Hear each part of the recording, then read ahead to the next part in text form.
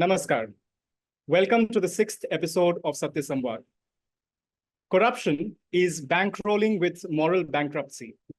In ancient Bharat, Acharya Chanakya spoke against more than 40 ways of embezzlement, such as fabrication of revenue records and embezzling of funds. Corruption, like termite, eats away at the very structure it infects, and it seems to be ubiquitous in the contemporary world. With demonetization and GST, the union government has sought to reduce corruption, while demonetization helped with reducing the size of the shadow economy by enlarging the formal economy. The gross GST revenue crossed rupees 20 lakh crores in 2023-24 with an 11.7% growth. Unfortunately, modern democracy across the world is often a destructive game of self-interests. We see a world where governance and politics gets mixed up. Welfare has become a means to win elections, just as altruism is often undertaken by a few to accrue blessings. The classic political expediency versus strong policy debate has restarted around the general election season, and it is all about who wants to truly serve the nation with integrity and courage without corruption and self-centered politicking. What needs to be done is to empower the citizens of the country to have more stakeholdership in the democratic process and the governance of the country without the concentration of power in what can only be construed as neo-feudalistic structures that still unofficially persist, whereby patronage and clout are of more significance than even the law in places. As we move into the election season to discuss all of this and more, we have with us again Shri Somashekarji. We welcome you, sir.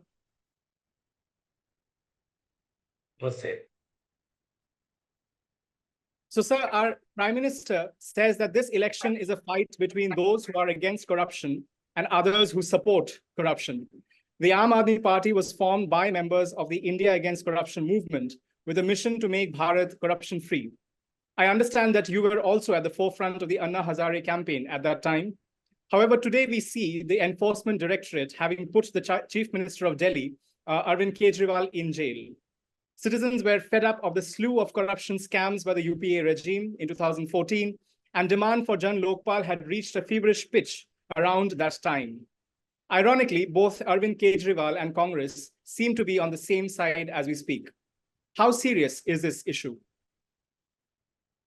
See, basically, when corruption ruled the roost, those particular times when you had seen, we went through a very, very bad patch. Once previously in 1990, when we had to pledge gold to save our economy, that was a very bad patch. But later on, when things picked up, every opportunity of making money was a means. You had a Commonwealth Games, which is an opportunity. See, the recent comparison is the G20. How the Prime Minister converted the G20 into something very unique. And he gave to the world the idea how a conglomerate of countries can cooperate and how the G20, the way, in fact, we can discuss one day about the G20 itself, how he shaped it up beautifully and brought in Africa also as a thing into the G20. That time, the Commonwealth Games was an opportunity. It was a beautiful opportunity thrown upon Delhi to develop Delhi to a magnificent effect. Unfortunately, they made money out of that.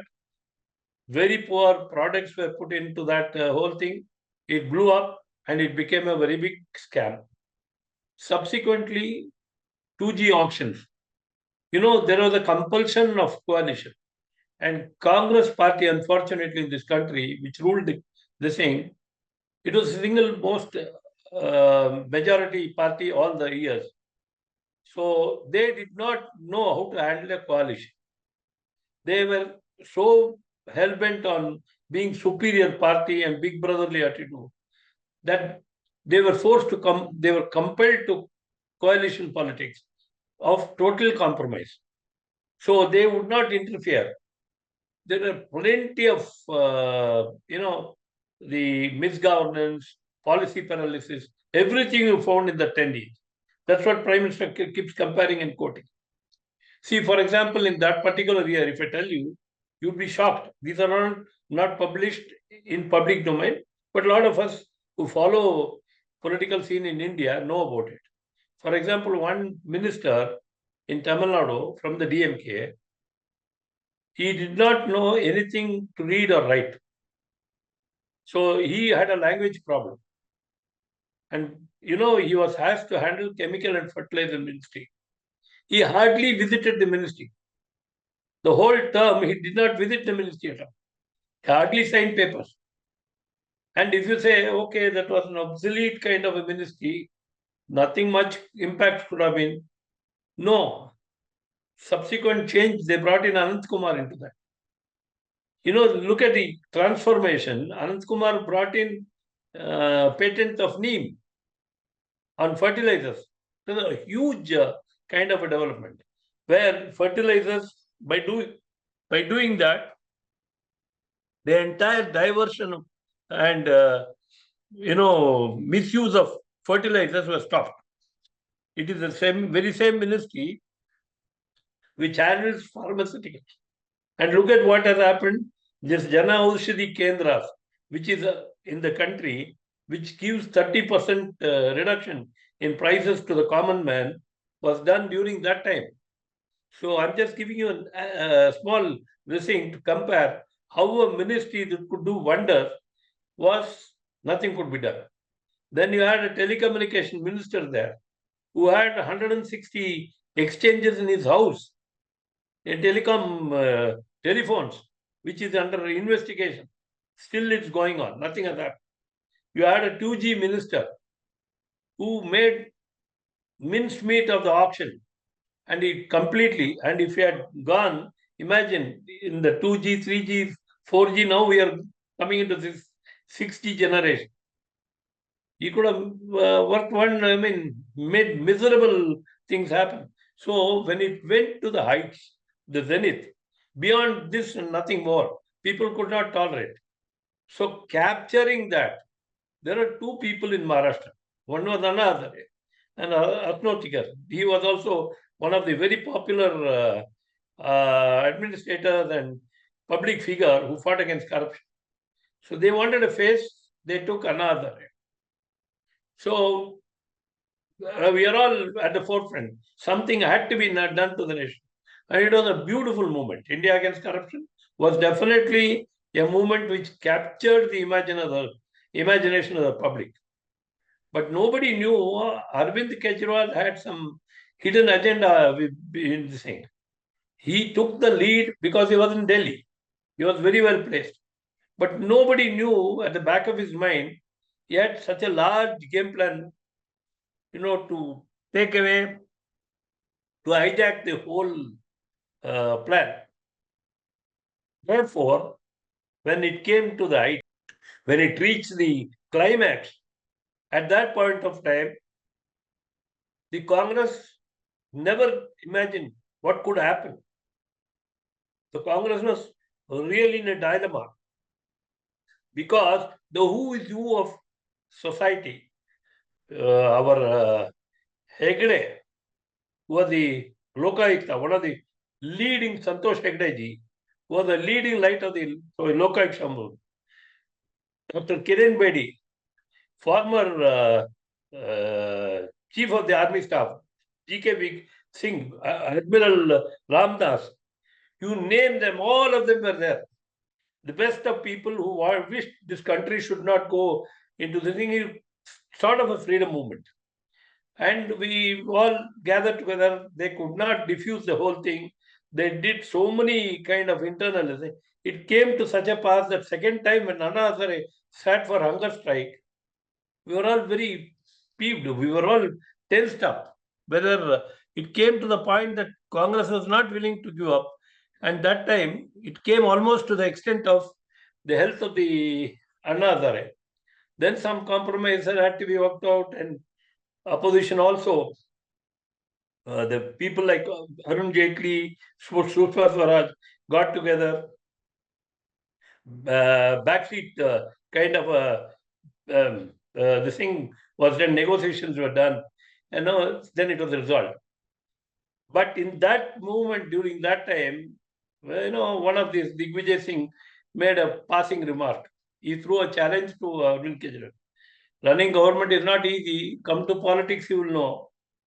So having done this, perhaps, who knows, Arvind Kejriwal took it as an opportunity, in spite of the fact that I remember Anna Hazare told him, no, don't get into politics. Don't do this thing. But he didn't hear. A lot of things he started breaking, and which public is also already aware. And so it diverted, and today it is where it is. See, the one thing that happens is people become headlong. When you have this thing, ego takes over. And power corrupts, and absolute power corrupts absolutely. You see, nobody anticipated that a person who amongst us, I've had a one-on-one discussion with Arvind Kejriwal. One-on-one discussion when he is saying. And I happened to tell him about the ration and other public distribution system. I exchanged views in Bangalore in 1982 when that particular ADR meeting was held in IIM Bangalore. So anyway, that's all a part of history. But what happened was he could generate, or he could be a force multiplier with ideas to take the movement on. But who nobody diverted. I remember a particular anecdote I will like to share with you. Perhaps it is akin to that. You know, in the student days when we are there, we have that Josh. We wanted to do something in the thing. I come from the school of St. Joseph. So St. Joseph is supposed to be a very reputed institution. And student union, all this kind of the thing, we are in the forefront. So some people inside the college, they had political ideologies and movements extra outside the college kind of this. So they were in touch with political parties. So when we had some problem in the college and we tried to organize some protest or something, this chap very cleverly what he did is made use of the opportunity, took us to the street. He made us get into the street, said shouting, going down. What started at the gate has something to do with the college. It became camouflaged outside, and they said down, price rise. It started, we are condemning price rise. We got nothing to do with that. So it was captured. And ultimately, next day, Deccan Herald, flash came the thing that students are agitating against price rise. That was not the intention. That was hijacked. Somebody had the thing, and we had to apologize. A lot of internal, the thing, parents were called. A lot of things happened. This is similar to that. We never anticipated that this movement will culminate into another rugged political discourse. What to do, it had happened. Anyway, he's facing the tune is another view, because even after the PMLA Act, as I told you, his ego is so high that one is an income tax officer. His wife is an income tax officer. Two, that he had left the popular movement, the whole of India. He was popular. You might be knowing that he contested against Prime Minister Narendra Modi in Varanasi, thinking that he can defeat him.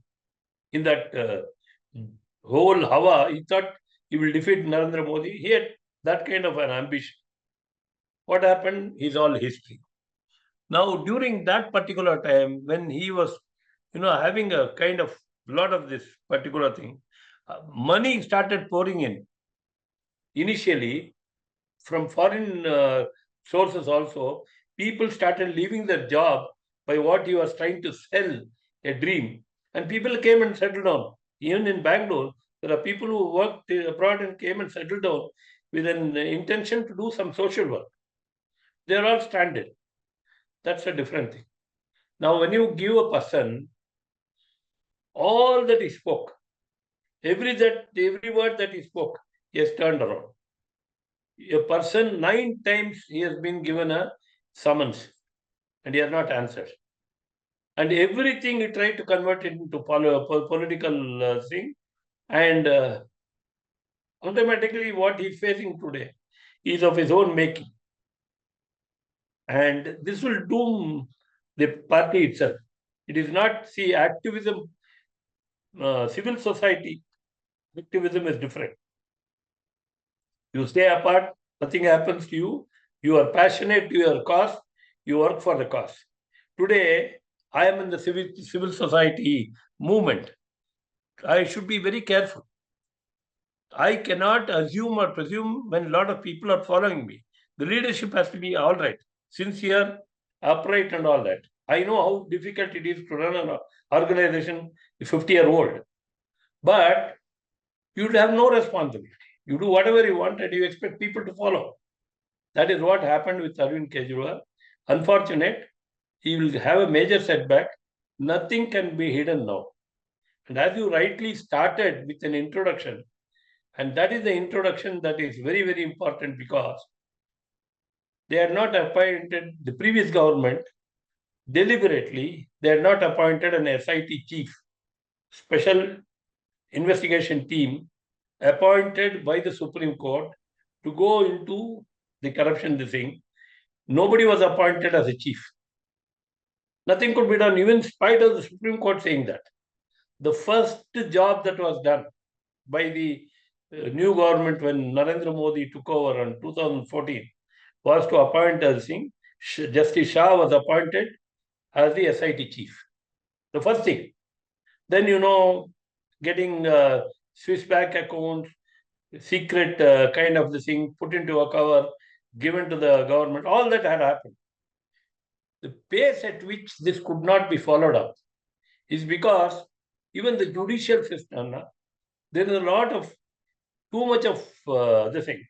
That particular system, they believe that even one innocent should not be should not be victimized in case this thing happens. So they go by the philosophy that maximum this thing is given, and lot of misuse is done based on that. So now slowly things are catching up. It's a longish time. The government has to look on a fast track basis. And let me tell you, ultimately, the most important thing that is in this election, like what the Prime Minister has rightly flagged off, is corruption. If this nation improves on corruption, it will leaps and bounds can be achieved. Will be necessary. And having said that, let me also be very careful in telling you, we are not, in the whole of the world, we are not the only corrupt country. Okay, let's be very clear. America is also equally corrupt. And they are now vying for two corrupt presidents. Donald Trump is facing that kind of a thing now, that about corruption, and yet trying to come back. So that is for US to whether we should be compared to having corruption, or the beauty is, the best thing that could have happened to India is that we have a prime minister who leads from front, who says, I am not corrupt. Come on, you follow me. Nobody has the dare or the courage to overtake him or to be corrupt. When he says, I'm not corrupt, nobody has the wherewithal to be a corrupt in that system. So the top corruption is less.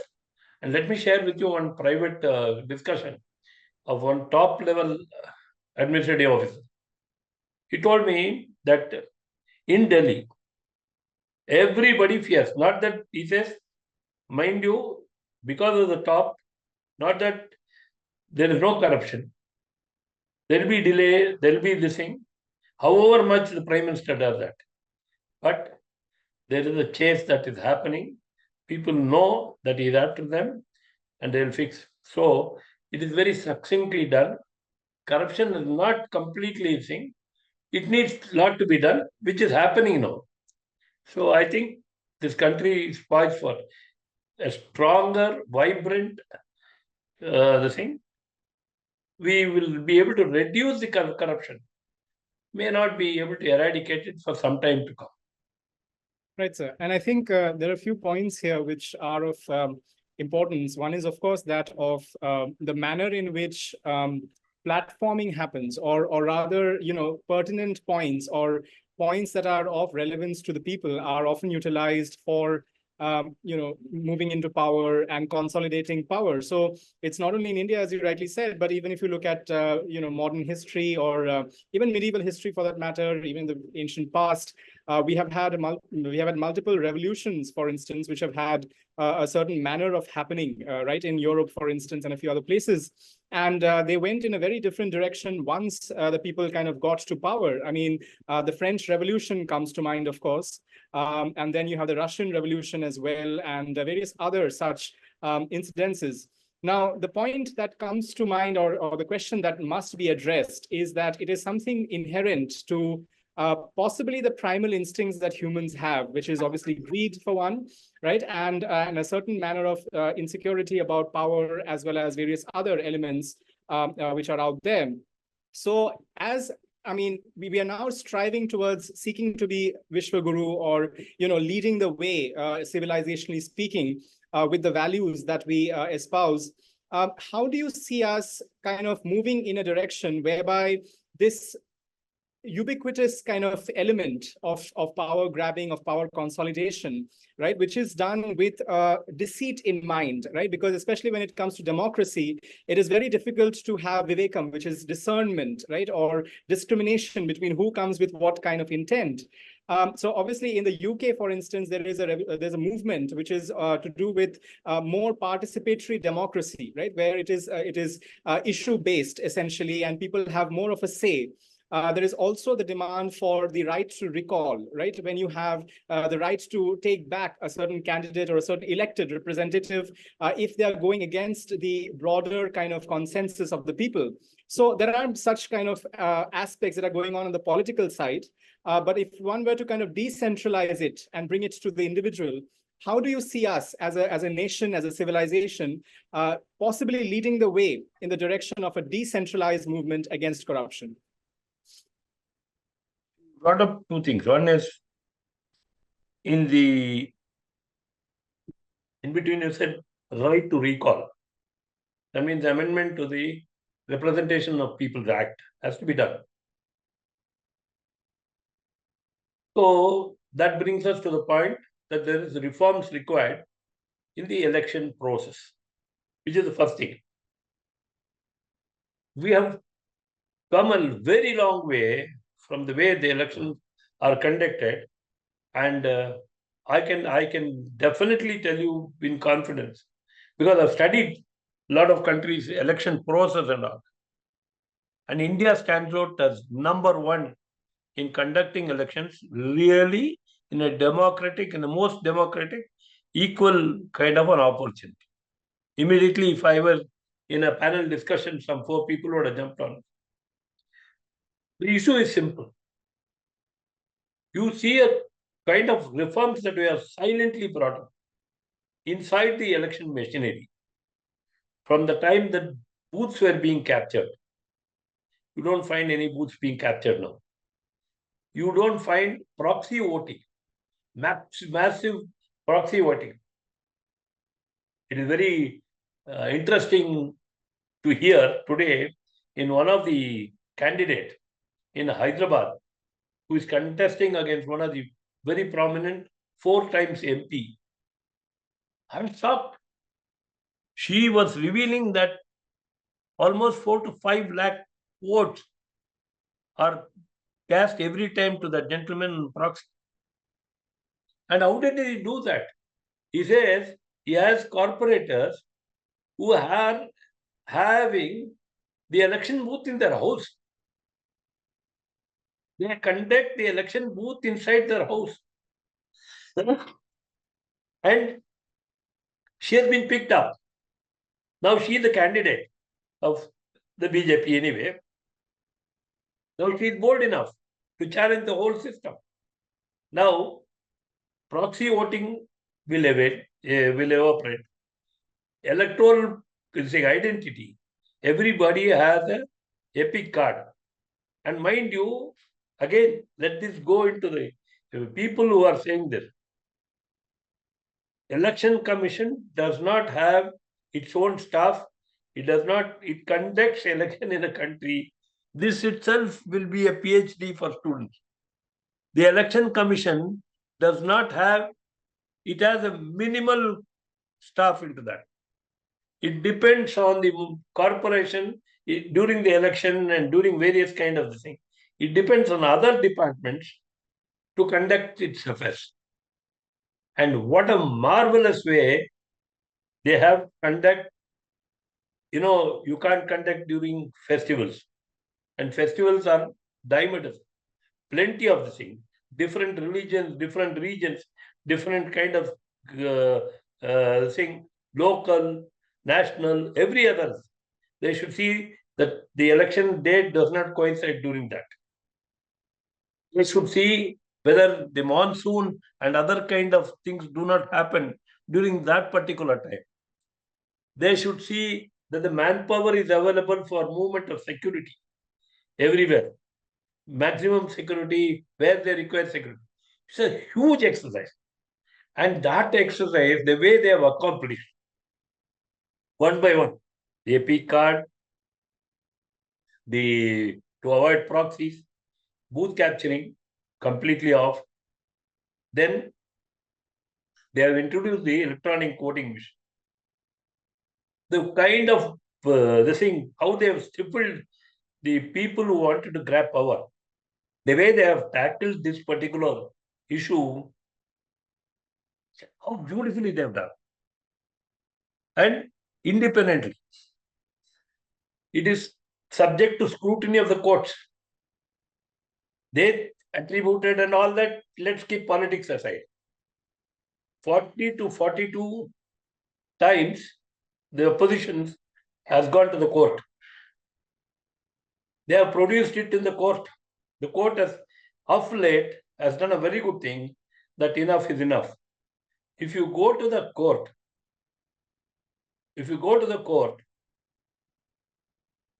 they will fine you 50,000 rupees.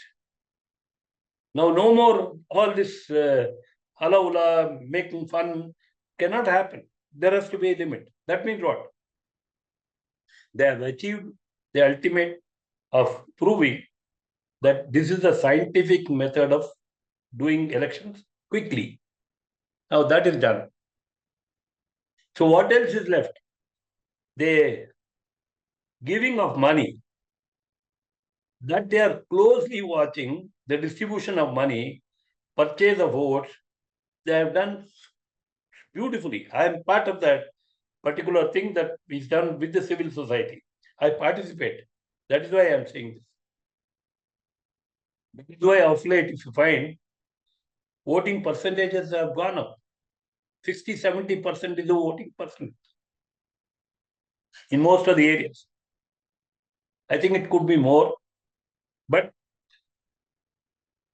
still efficiency in terms of deaths and other kind of if they weed off, I think the percentage would be maximum. Now, with all this, ultimately comes back to one particular thing that happened. They have perfected the election system. Money power, already 1,500 crores has been seized in this election. 1,500 crores. Movement of money during this particular time is very closely watched. You are not allowed to bring around, and yet they will play around. Cookers are distributed. I know about it. Certain things will be done. They will find ways and means. But I am trying to tell you that it is subdued. Totally, it will be caught. Ultimately, what? Having found, you look at the way they are struggling. Those who wanted to do it and who wanted to come into the public domain through wrong means. They are now saying, introducing freebies. The freebies, they wanted to catch the imagination of the people. That within the law, which is not forbidden, they are slowly pushing it in. 200 5 guarantees, all that. Even for that, the Supreme Court heard it. Election committee, they appointed a committee. We filed an intervening petition supporting the government in the Supreme Court. We said freebies is nothing but typically like in the consumer. If a product is not good, to either give you an incentive, additional 27%, 25%, to push that. So this has to be avoided. We made a very strong presentation. And it was accepted by the Supreme Court. Supreme Court thought we are also some people who will want to enter and take some publicity and all that. So they asked verified our credible credentials, and they allowed us. And in the petition, this thing is there. So coming back, we have perfected the electoral reform. Now, what is required to be done in this thing is after getting elected, how the people,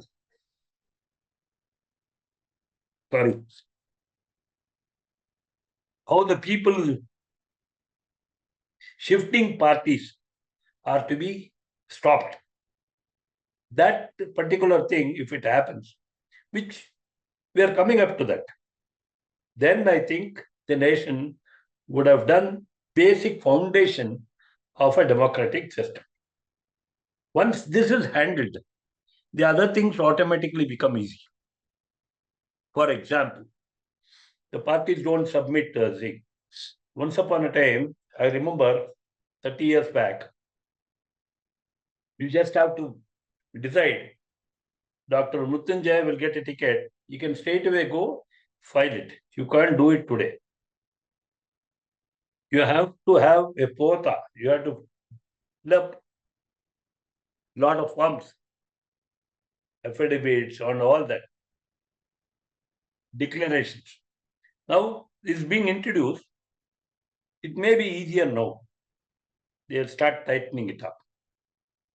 Once the system becomes tight and alert, once they start taking action on some of the affidavits and things which are provided, then our electoral system, if it is improved on this basis, then probably that's why the Congress has already declared in its manifesto, we will revert back to the old system, which is not going to happen for obvious reasons. I'm just suggesting shows where this thing is. So we have a perfectly nice electoral system that we can tell the world about. It is one of the best systems that in the world. So there are reforms that are happening. Not that everything is thing. And we are pioneers where they can benchmark our achievement.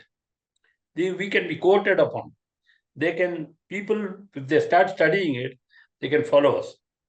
So this is happening. But if it has to happen, it has to happen also simultaneously with the will to make it happen. If your intention is bad, if you don't want that country to improve, if you don't have the objective of, improving the quality of life of the citizens, then obviously God save our country. Nothing can be done. When we were talking, I was part of a discussion day before yesterday on quality of standards and quality of experience by the telecom providers. How the telecom services, the broadcasting, TRAI has included a consultation paper, already twice circulated. They've done enough. Now, it came to open house. All the service providers, they were finding all kinds of problems to see that the level at which this particular restrictions or the authorities' supervision goal has to be brought down. So, if you don't have a pure intention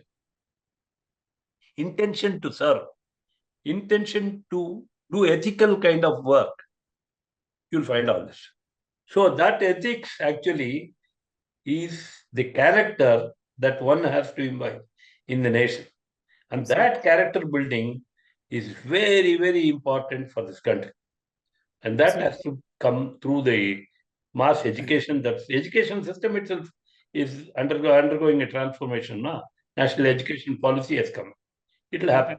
That's a very important point, because that's exactly what I was trying to kind of bring the discussion around to, the decentralization of and giving the agency to the individual to kind of be part of this movement away from corruption, from various kinds of malpractices. And I think we've come a long way from, scientific rigging, which happened in the times of the CPM in West Bengal. And we had a previous discussion on Satya Samvad on the same as well, or at least touching upon some of the aspects of that, to scientific organization of elections, which are so robust and resilient to various kinds of malpractices. Now, switching from the values and ethos in political kind of electoral dynamics towards little more towards the market, towards the economic aspect. GST is one of the major reforms in India that the union government is credited with. One nation, one indirect tax for goods and services, whereas the Congress has opposed it, with Rahul Gandhi even rebuking it as Gabbar tax. And they have stated in their manifesto that they would like to replace the present version with a version 2.0, which has still not been kind of fleshed out. So it's not very clear as to what they mean by saying that they want a version 2.0. As a professional well-versed with handling central excise and customs, what do you feel about it? A very interesting subject, where apart from the outer view of the particular tax, technical, all that, I can tell you hands-on experience in this particular field. Since all my life, I have handled only direct and indirect tax in corporates. So, having handled corporate tax in all this thing, in fact, my position was in a Tata company was statutory compliance. I was in the audit. I wanted to share with you, even here, the way the country in the GST is an epoch-making reform, and it is wonderfully achieved. Whether you like or dislike or whatever you want to say, this government has done certain things that are, that are milestones. So one of the milestones that I will really flag it off is, like one of the demonetization you said, that I'm willing to debate it. I have debated it in many TV panel shows. I have stood alone. I was the opposite of everybody attacking. I don't mind. This is one subject which interests me a lot and to share with you. Maximum corruption in the country has been in this particular segment. If I tell you, we ought to know that in this particular thing, right from the time when the taxes happen, I'll not repeat something which I told you earlier. When the taxes happen, British system, 1st of April used to be the day the demand. In fact, if you go into the history of preparation of the budget day, you'd be shocked to know that till 2014, we followed exactly the British era. Our budgets were presented at 5 o'clock in the evening. At 5 o'clock in the evening. If you think of that, why is that 5 o'clock in the evening? It is when the Queen that particular time, when the budget was presented, it had to be there. And we continued with it. So, from that system onwards, till this particular time, everything is particular. What they used to do is very interesting. I'll go into the practicals of it, not wasting my time into other kind of. We used to close everything on 31st of March. 31st of March, 1st of March is the budget. 28th February, the last day, was called as the pre-budget day. On the pre-budget day, what they used to do is, there is a fiat by the Central Excise Department that on 1st of March, till the taxation, everything happens, no transaction will be done. There will be totally, every manufacturer will have to wait after announcement and all that. And what do they have to do now? Those days, no computers. No, minimal at least later on. What they used to do is, on the pre-budget day, the entire stocks in a factory has to be declared to the Central Excise Department. You have to declare the whole stocks. And sometimes, for want of manpower or whatever, the department used to send its people to even come and check the stocks. The stocks vary, then you are caught, you are punished. From the total control of this thing in the Inspector Raj to lobbying in the government. This happens on one side. There is to be huge industrialists, big time industrialists. They will lobby with the government to see that they get tax cuts.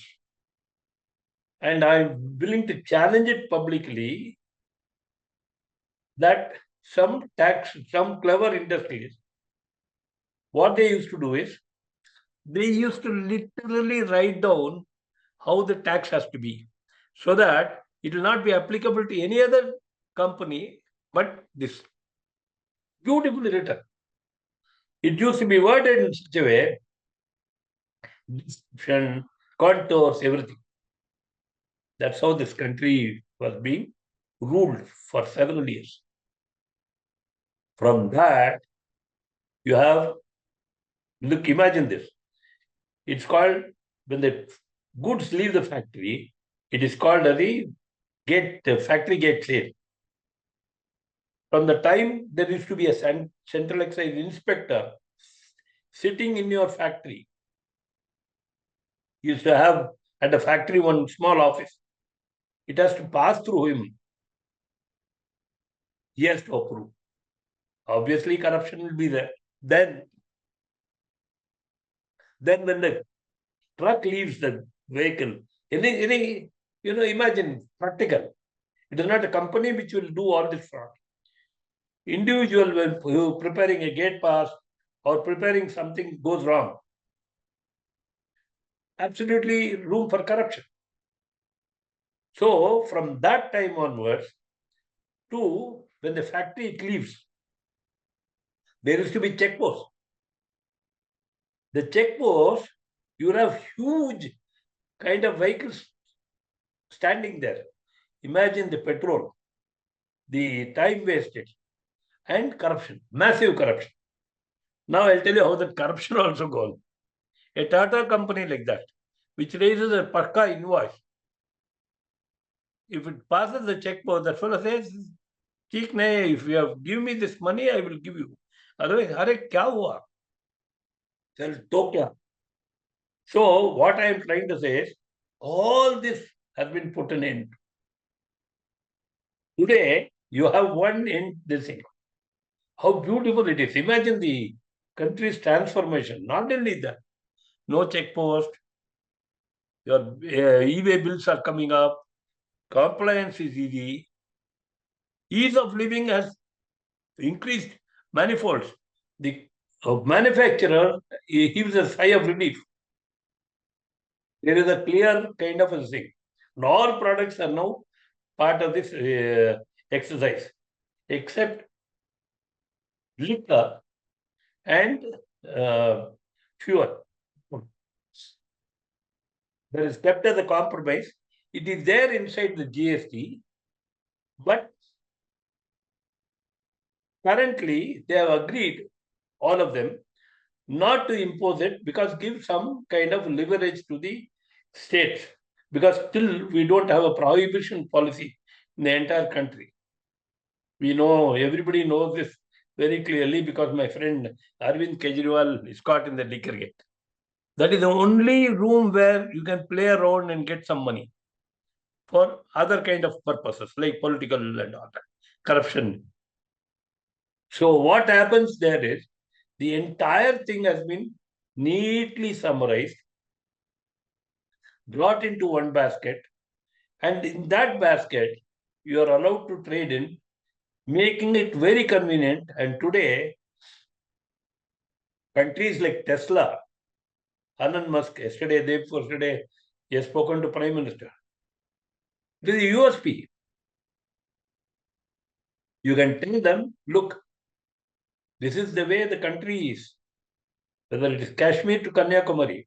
No, I remember there used to be huge kind of a thing for people in Karnataka to go to Puducherry, buy a vehicle and come here. Because taxes are less there. Sales used to get boosted there, but not here. So all kinds of funny things used to happen. Now, putting it into one basket, the whole nation, 8 to 9 taxes, confusion, GST, CST, overtax, tax on tax, everything to bring it in, to convince the entire political machinery to accept this on 1st of July 2017 is something phenomenal. Having worked in this, I just cannot imagine how could this be. Some compromises, some commitments were there that will compensate, you wait for some time, all that. But that was a very clever ploy. Not much here and there, percentages there, 15%, 14%, some compensations are being given. But that is beside the other thing.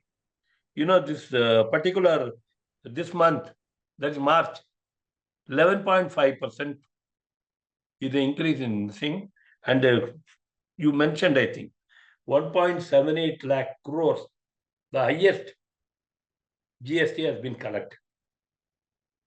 So you have plenty of amounts available for distribution.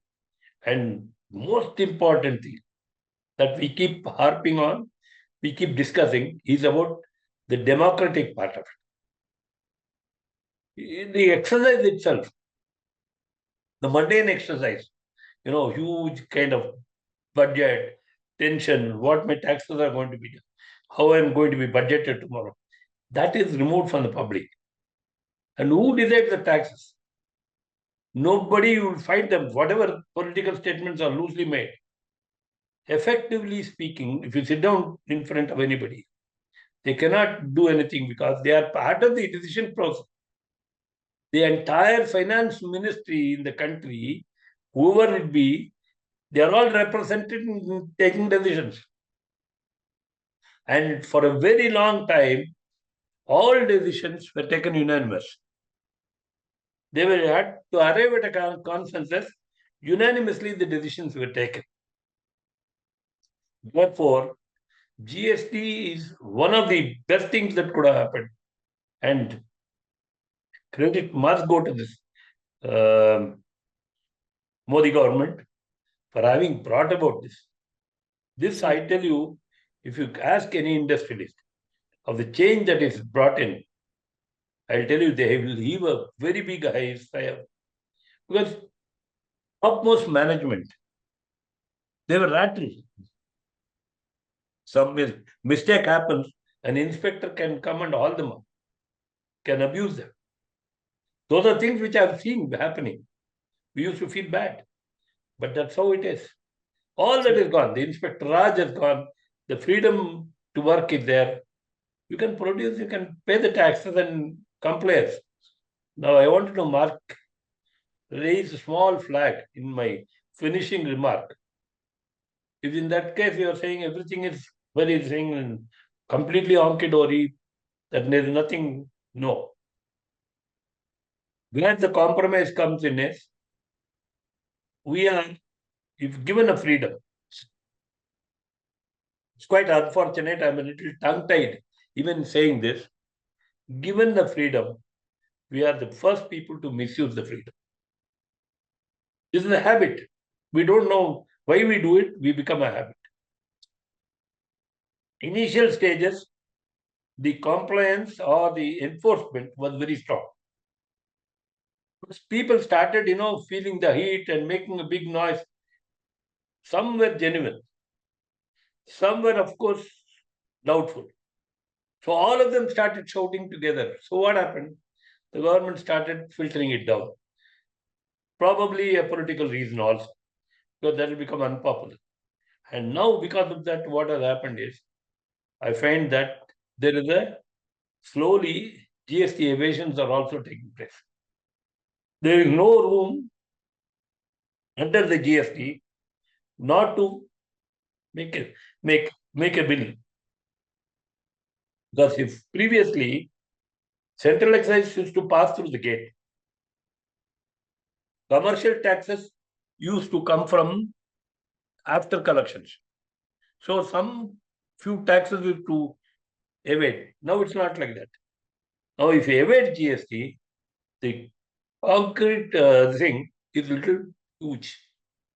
So their government, again, there also, from a civil breach to a criminal breach, they have brought in, but slackened on enforcement.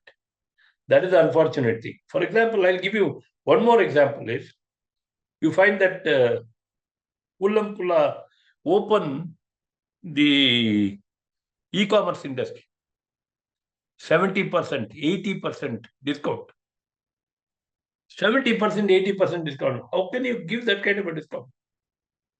It's fair to be, it's just imagination, beyond imagination. They are going scot-free. Refurbished systems are coming into play, and that are not being bought. So these things, if they are little tighten it, I think India has got the best system, and hats off for a country with such kind of bringing this kind of a reform is unthinkable. Therefore, you brought in the Gabar tax, all that. I pity Rahul Gandhi, poor thing. He should not be talking on subjects which he does not know, number one. Number two, this Gabar tax and all that, it makes good, comedy. Number three, this tax, you cannot bring it back to the old system. So you let leave policy. You also make money and give me money. Both will be this. That policy you cannot arrive. That is gone. So it will stick on. Mind lightly tinkering here and there and saying, this is mine. That can happen. That is not a matter of worry at all. Absolutely. And so I think that is very pertinent to kind of look at this uniformity or homogenization is a word often used by the opposition and various other intellectuals, various people who try to kind of, trivialize this importance of creating a uniform framework. And cutting through this middle-level clutter, right, which was something that had been, present across the board. I mean, license Raj, for instance, of the Congress era. There was even in other areas, for instance, in manufacturing and agriculture, there have been discussions as to how to kind of remove the importance of the middlemen altogether. And that has directly everything to do with the welfare, the existence of the citizens of the country, and how they kind of, work with the system as such. Connected to this, and moving a little away from the economic aspect of things, is, of course, the idea of the welfare schemes, the way in which we look at different kinds of policies that we have in the country today. So the opposition coalition have been screaming that democracy is in danger and it has to be saved. We have seen how they have joined together to obstruct parliament with unruly behavior. And we saw that in both the houses, they attracted suspension, which was, at a level which was unprecedented. They didn't quite contribute much substantial to the discussions with any semblance of a constructive debate. And there have been instances of fear mongering and confusion which has been created on issues cutting across from, for instance, the CAA, where there has been discussion, or rather this false pointer put forward that the citizenship of certain citizens will be revoked, which is categorically untrue. So what's more threatening, however, is that the federal structure of a constitution has been bypassed, has been flouted in a manner of speaking. For instance, West Bengal, which was, again, a part of our discussion in one of the episodes of Satya Samvad, hasn't allowed various kinds of central welfare schemes to reach targeted beneficiaries, the Ayushman Bharat, for instance. And paradoxically, misusing the plank of federalism for political convenience, Congress has stated in their manifesto that they will give more power to the states if they come to power, while also speaking in the same breath of arbitrarily dismissing the elected government of Manipur, for instance. So all of this, how do you see this evolving, moving forward, and how dangerous is this for the structure and the functioning of the democracy of India? What a wonderful subject that is of interest to me. Thank you very much for that. See, all this comes out of what? When you say this particular thing, I bring back one of the things that as a student I have come across. I was fascinated. I don't mind saying that publicly, even if it means some kind of this. There used to be a parliamentary constituency called Gonda in Uttar Pradesh. There was a first-time MP called Nanaji Deshmukh. I don't know how many of them have heard. He was purely a service-minded person.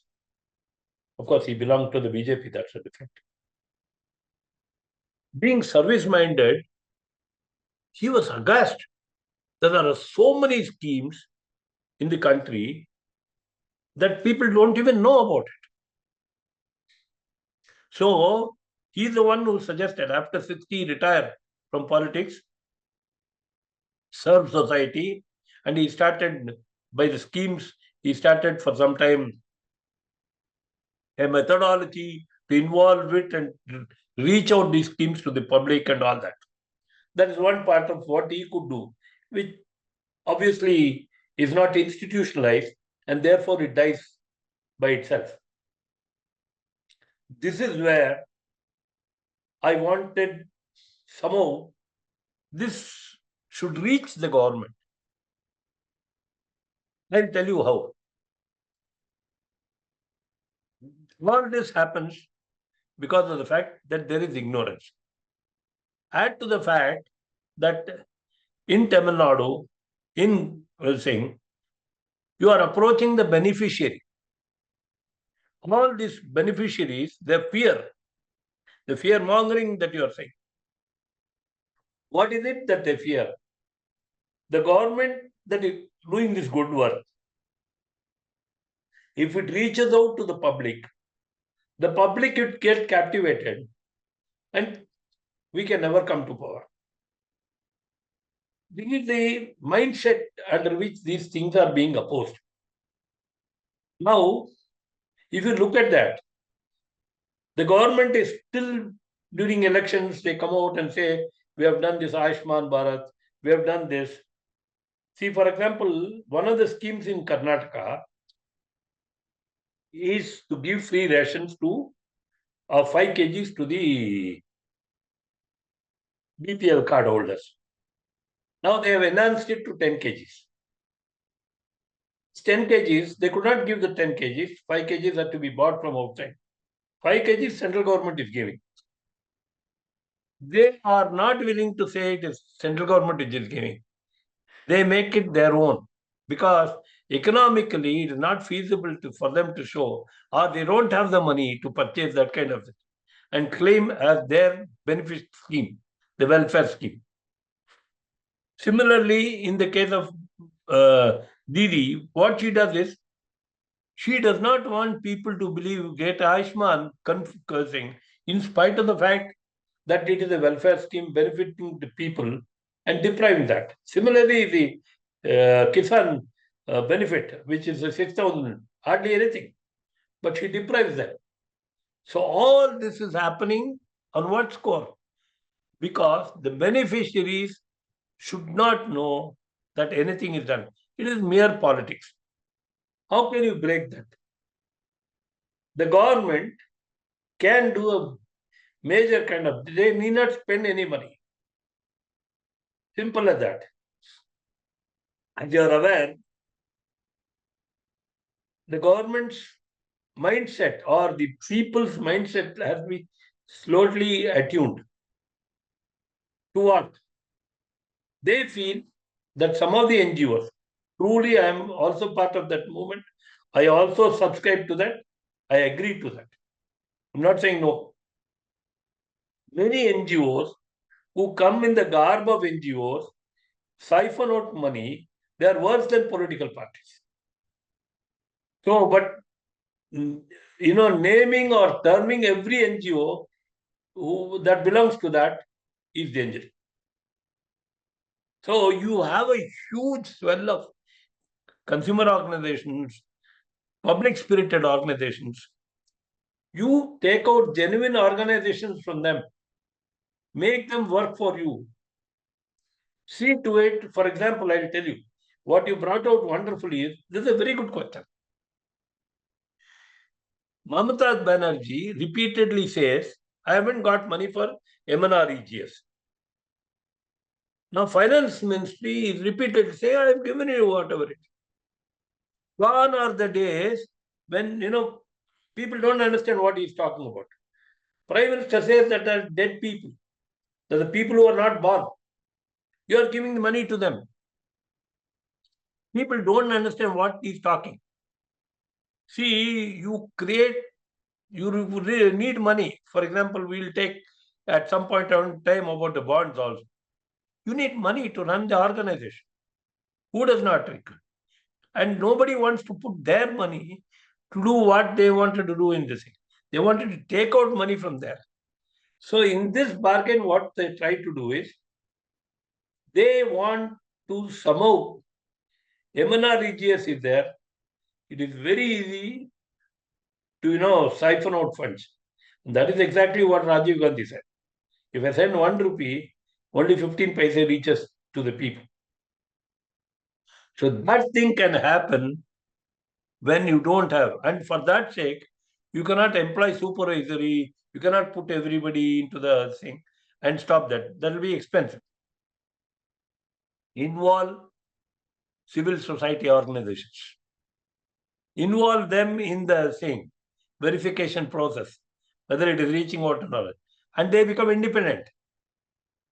Now, whether it is Mamata Banerjee or DMK or for that matter a Congress government, they better not take on the NGOs.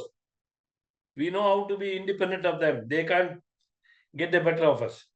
We'll stand by whatever is truthful.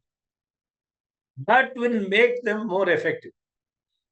In the sense, we will create awareness to the public. We will tell them that these schemes are there. As I told you, how I came into the thing. If you don't do any rocket science or teach Vedas, you tell the public that, look, there is a Ayushman scheme. You are eligible. As a standalone basis, you are not antagonizing anybody. You are not doing anything wrong. Put forth whatever is the scheme given by the central government. Place it before the public. Be a kind of a connect. You want a problem? I will solve it. I will clarify. By doing this, what happens is, he becomes an enlightened citizen, empowered person. Empower them. If you empower them, they will get back to that. No government need do anything else. There two things: awareness and standing by them. You have a problem, come back to me. I will fight it out and get it. There are courts, there are other methods to make it happen. I have, incidentally, I wanted to tell you this food and civil supplies. I have studies with me to show it to you how filtration takes place. If I tell you something, you will be shocked. You know what is the population of Karnataka? It's 6 crores. You know how much is the BPL card? 1.5 crores. They are all below poverty line. It doesn't match anywhere at all. Government still gives on this basis only, because the data provided by the state, the government is supplying. So what do? They flip on the eligibility. They put all and sundry. So if you weed out all this, how can you weed out? I'll give you a foolproof method by which this can be, you can weed out the system, cleanse the system, involve people into it, so that you put it into a tight corner and you'll see nothing will happen. And I'm not saying that is not something that government has not done. To an extent, they have achieved it. For example, some of these schemes like gas subsidy, to be a huge problem. Previously, when Manmohan Singh government was supposed to be going, if you had recollected or at that point of time, still was discussed whether a household should get 9 cylinders or 12 cylinders. Where is the discussion now? Nobody is discussing whether 9 or 12 cylinders. Why? So therefore, what is happening is silent transformations, silent revolution. And if at all, if Modi ji had said, I am removing the subsidy, huge nationwide galata would have taken. He didn't do anything of the sort. He just appealed to people to give up your subsidy. All those who have to give up your subsidy, please give it up. Because what I am going to do is, I am not going to take it and make a profit out of that. This particular subsidy that you are going to give up, I am going to take it away from you and give it to the poorest of poor women who deserve it. So he made it a social cause. And how did it happen? People gave the subsidy. Nobody wanted the subsidy here. So how did the transformation take place? So these are something, and this Prime Minister granted to him. For example, how he handled the COVID that way, announcing on 5th of August that listen, beware, light a candle. In every public this thing where he wanted citizens to come forward and do something, his clarion call has worked. So he must know all this other business and all is technology. I am not going to talk about technology here. Involvement of, you weed out, you don't antagonize genuine people who want to work for the country. Now you are making a mistake by even antagonizing or putting everybody into one bracket and saying all NGOs are bad. That way you are only increasing those who are against you. Instead of that, weed out, all are not bad, some are bad, some good, bad, let them stay. Those who are genuine, who want to work for the country, come along, participate in my this thing. Come along with me. That way, if you make use of them, this thing also will completely evaporate. The schemes can be sold, the schemes can be conveyed to people, only making them aware Giving them knowledge will fulfill this and give you result. That is what can happen for any Absolutely. government, that matter. Presently, it is the Modi government. For any government, involving its citizens becoming aware, that is the panacea for all the things. Now what is happening is, you don't have a feedback system. It's all coming from top. It is not going bottoms up. If it goes from bottoms up, if these two come together, then you will hear the sound loud and clear. That is what has happened. Yeah, and that's very important that the civil, movements, civil organizations, civil society organizations, how they are involved as an additional reinforcer of sorts of various different measures and policies. But a natural question, a brief detour of sorts, or a brief question that is connected to what you just said. The whole idea of how the FCRA regulations, for instance, recently has been spoken about, and there have been NGOs, there are movements that I'm aware of, even in the West, which are working very closely with certain kind of blocks that have agendas in place, and they obviously want to make a mark within India as well. So the way to kind of vet and clear through this kind of grouping of these organizations that can be against the national interests. How do you see, for somebody who's such a seasoned and well-known civil society activist, how do you see us moving towards this balance where we do harness the power of civil society movements, but also are protected against certain such organizations that are working against national interests? See, this comes out of once you interact. Today it is they versus me, that kind of. If it becomes we, together we start working, then you will be able to really make up. You'll be able to, the system will take care of itself. Amongst us itself, I will feel edgy about somebody who is not doing the things properly. I don't want him to spoil the muck here and spoil the, dirty the mud. So I will like to eject it out. And within no time, you'll find that you can really find out who are the genuine people who are all doing it for other purposes. That you have to start weeding out only by experience. That cannot be done out of, any scheme you want to do. You just say, okay, submit a balance sheet, 1, 2, 3, 4, I'll give you photocopy. That's not the way.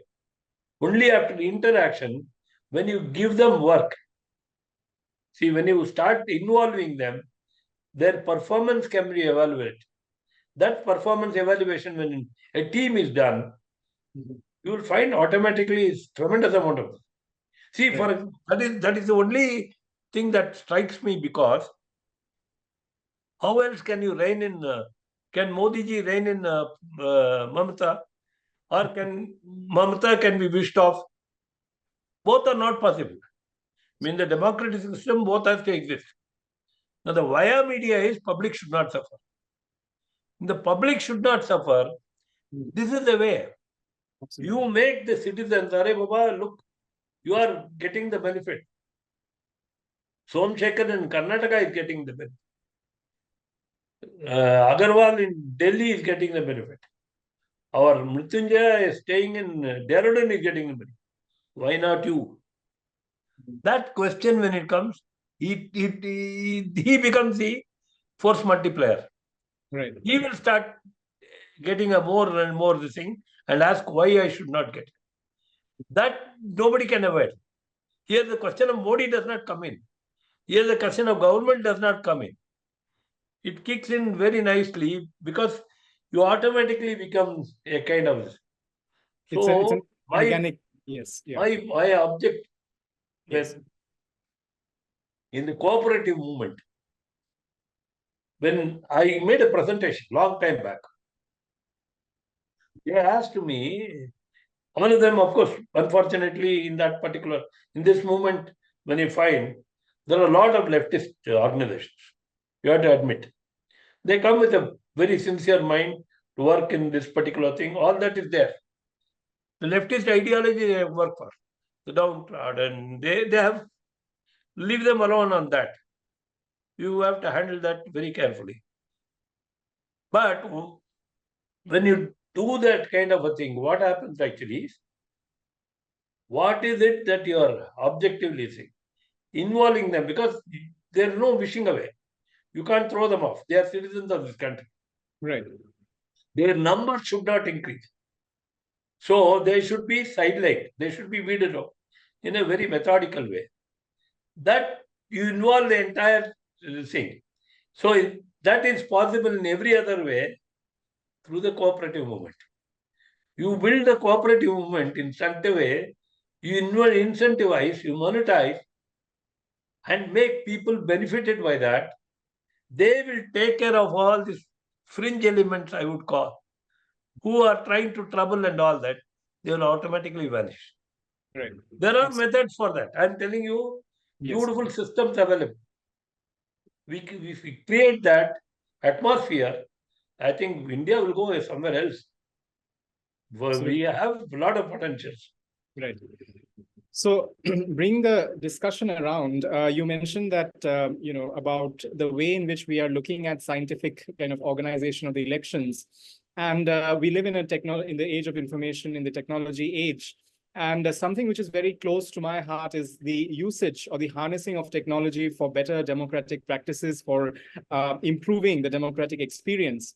So, for instance, there was a certain kind of essay or a certain kind of thinking along the lines of collaborative e-governance, which was something that I had looked at in the recent past in terms of how one could have, if not a referendum, but at least a manner of feedback, of a reflexive way of interacting with the citizens on point-to-point basis, for having decentralization of power and agency as much as possible, and more of a participation of the citizens themselves.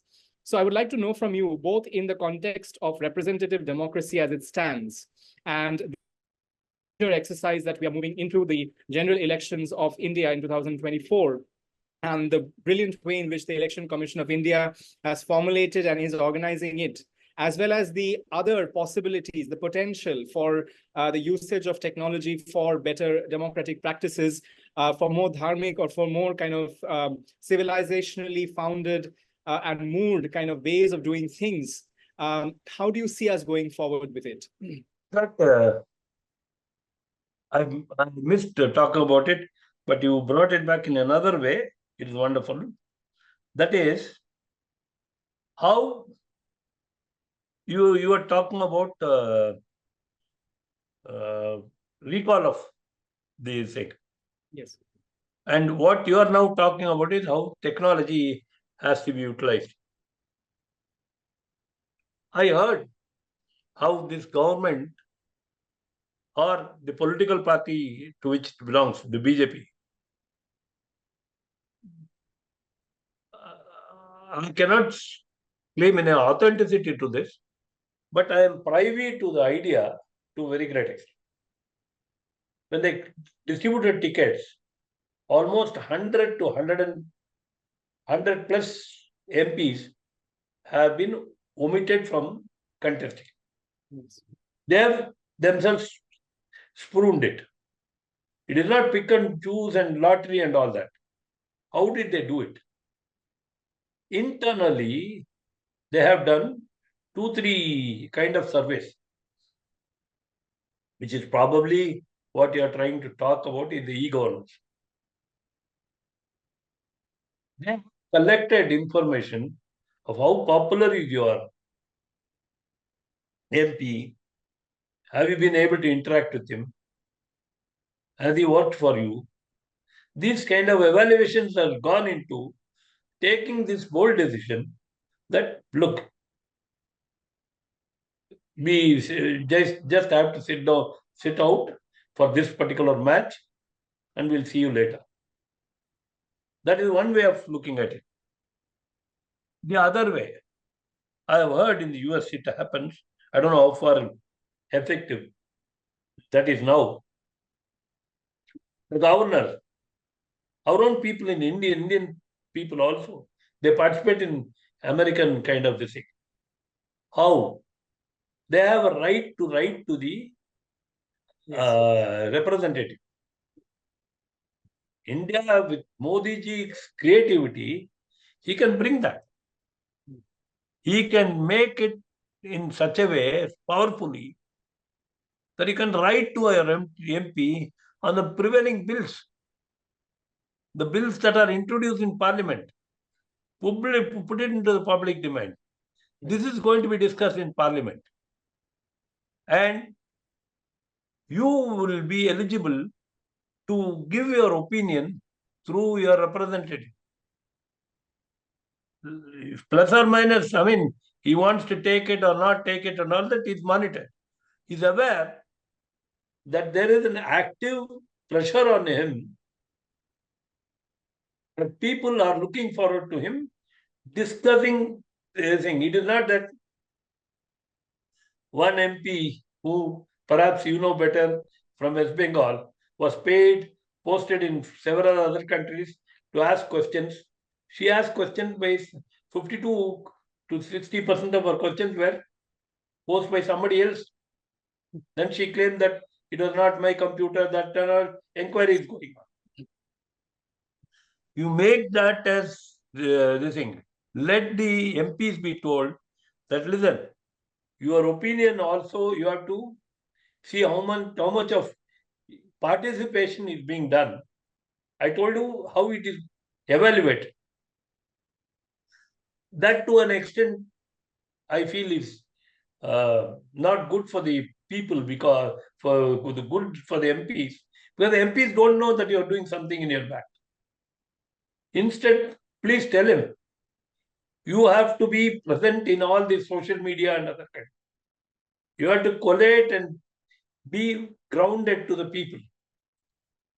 If people are telling you something and that has to be raised in Parliament, then it will be a very strong, effective democracy. This will answer your question of how e-governance, that you go to the last mile, people then will take interest. Absolutely. He will automatically he or she will take interest. And today, for example, I remember when we followed it up, what kind of criticism Prime Minister had when he introduced this thing, post-demonetization. He said, go digital. What kind of this thing were put up? That, rural man just does not know how to operate, network will not be there. Look at the transformation. Today, you go to a grocery shop, that lady says, I don't have the change. No, sir, you use phone pay, you use Google Pay. She tells you. She may not know what is an app, what is a phone pay or Google Pay. But she knows all that she knows. Her amount is getting, how beautifully you have brought it into the banking system. The majority of people are honest. Majority of our people are sincere. Our country has got the best of this thing. That we should cherish. There are, as I told you, minute, a very minuscule minority who are not aspirant about all this, who don't want their country to be seen forward. They will still call it as progressive country. We are still coming up. You know what? How that happens here, how it happens there. Those days are gone now. Those days are gone. I've gone visited abroad. I've come back. I've seen Singapore. I've seen US. It doesn't fascinate me. India is getting much better. All of you come back. I tell my children also, please come back. India is flourishing. India is really shining.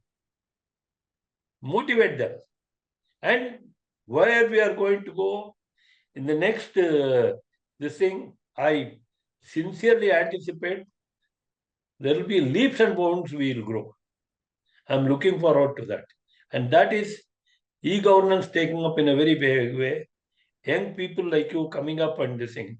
And last word, if I have to say, the Prime Minister talks the language of a youth.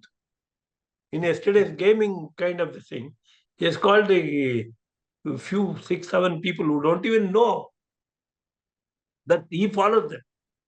That somewhere, when nobody knows how he does that. And I was watching the interviews. They say that suddenly we got a call, young people, and he talks the language that, many of the things that I have done. He talks the way we transact and we talk in our colloquial way. And what? 10 out of 10. And he says that I've got grey hairs. He wants to be young.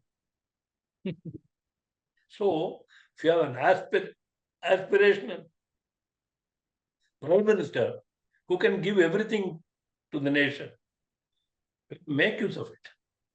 And everyone should participate. It's not, you may be in whichever profession, whatever way. Involve yourself. Involve in getting it. Even the 20 crore people who are members of the team actively collaborate and not expect anything in return. I, for one, I am there to give out my best in whatever way I can for the country. Not expecting anything. No, nothing need be given to us. Absolutely. We got enough. God has given us great things. Yes. So that way, if you try and operate, I think all this can happen automatically. And e-governance is the future. See, give it to me that you give an opinion. We'll give an opinion. No problem. Why not? And I think that is where the participatory aspect comes out in a much bigger way, because it is multidimensional, right? I mean, even today, for instance, obviously there is social media. There are various kinds of analytic tools, as well as entities that are working with the government very closely in terms of consultancy, in the mode of consultancy, and the way in which the churning of data is happening, right? The big data, as we call it. The analytics thereof, that is also helping in understanding the ground realities in real time or in a certain period of time. And that is how we kind of can become a more informed democracy, a more kind of dynamic democracy that is grounded in truth rather than in perspectives or ideologies necessarily. And that is of great importance as we go along. So, sir, it has been a wonderful conversation. Any parting words for our viewers today? Ultimately, it is not bystanders. We have to get involved. You have to, like what Gandhiji said, be the change that you want to see. Unless you do that, there is no opportunity that is going to be true. If you are going to while away your time, then afterwards, repenting about it is not going to help. So now is the opportunity, make the best of it. And there are plenty of challenges. Challenges are going to be extremely difficult also for the country, because we have got an envious environment. When my country, I'll take, for example, the COVID times, lakhs of people, we were estimated 25 lakh people will die in India. We hardly lost that kind of lives. Whereas the world over, when you saw what was happening, unbelievable. How did we withstand? That itself is a story. How did we withstand? Each time you had an alert, agile, active Prime Minister who would come out and say, look, listen, participate with me, be careful. Don't do this, don't do that. We just follow that. We are automatically fed into that system. And we follow. Similarly, when you have that kind of a methodology, we have a wonderful time and this energy to capture this. This is an opportunity. It's a golden opportunity come our way. I think each of us has to use. And the kind of demographic dividend that we have got in India, you look at it in every aspect of it. There is another concept which I think will finish it off in saying, Prime Minister had said before the election, even before 2014, it is worth These are things that are untried, unimaginable. For example, people are saying about this, come Ram Navami, the way Ayodhya is going to be filled in is huge. The crowds, the people and all that. Now, how does that happen? I'm not bringing spirituality into that. When you go into Ayodhya, look at the economic benefits of a poor man there. A flower seller, ordinary kind of thing. How his life improves manifold. You can't push that kind of a consumer into that, go and purchase this, go and purchase that. It'll look artificial. But now automatically, everybody is benefited. Ayodhya will be benefited. Ayodhya will develop. Similarly, look at the same thing that happened when he did this Loha Purush, that statue of Sardar Vallabhbhai Patel. When he constructed it, people were saying, oh, huge. I remember some of my other friends also. It's stupidity. Huge iron statue. How will it happen? This is going to happen. Now, nobody is talking about it. Why? Because it's self-sufficient. Whatever has been spent on the amount to construct it has been recovered. And people are finding a place as a tourist spot and all. Like what Prime Minister says now, the 10, 15 spots. Why do you want to go to other countries? Go within the country itself. Connectivity is there, infrastructure is there, facilities are there. So, all this which is happening, which further cannot be spoken of, but has to be experienced. That is important. And that will be a game changer. See, for example, we wanted to have a thing. I was telling you what Modi ji was saying. Our music is something very unique. The children that are coming up, Saregamapa, Indian Idols, 3, 4 years kids, 7, 8-year kids, they kindle your thing. The way they have come up is wonderful. This has to be showcased. If you go to US and all that, you find a lot of things they showcase on, and they talk very highly of certain kind of true. That is a talent. India's talent is bursting to its seams. Its cuisines, your poha, your idli, your bisibelebath, in whatever form your kind of all the foods that are eaten in India are unique to the world. Have a food festival around the world. See the amount of foreign this thing that is going to come. It's phenomenal. And it doesn't cost you that much as to creating a motor vehicle or creating a huge kind of thing. No, all that question does not arise. This is the talent within you. Explore it. So, all this. Once again, I wanted to pick up the thing. What he used to mention. These ambassadors sitting in all the countries. What is their portfolio? What are they supposed to be doing? So, in a year, if they are asked to do Indian festivals, Indian kind of the thing, bring a mix of talents, bring a Indian show, and bring tourists into the country, that itself will take care of our economy in a very big way, I'm talking about. So people can't understand this conceptually, but put into action, it'll be wonderful. Absolutely, sir. So as Somashekarji has so beautifully put it, the major message that we can take from here is that not to be bystanders, of course, and when given an opportunity to be the focal point rather, and he has very kindly asked us to share with all our viewers this opportunity through his organization to be a part of this greater movement. And so if you have liked this interaction, this episode of Satya Samvad and want to contribute in national development for a Vikasit Bharat, then he has proposed this formation of a team of 5 members within your respective districts and getting in touch with Shri Somashekarji. We will be providing the contact details in the description to this video. And to learn about the secret of what he calls as Panchshil, Panchamrit, Panchang, and Panchatantra, or rather being the change you wish to see in the world in these various ways.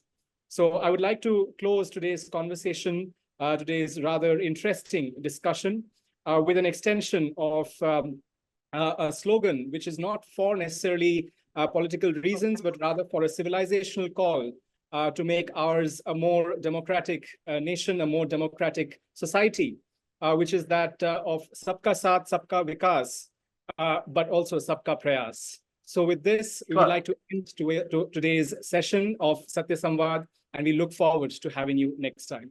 Namaskar. Thank you very much.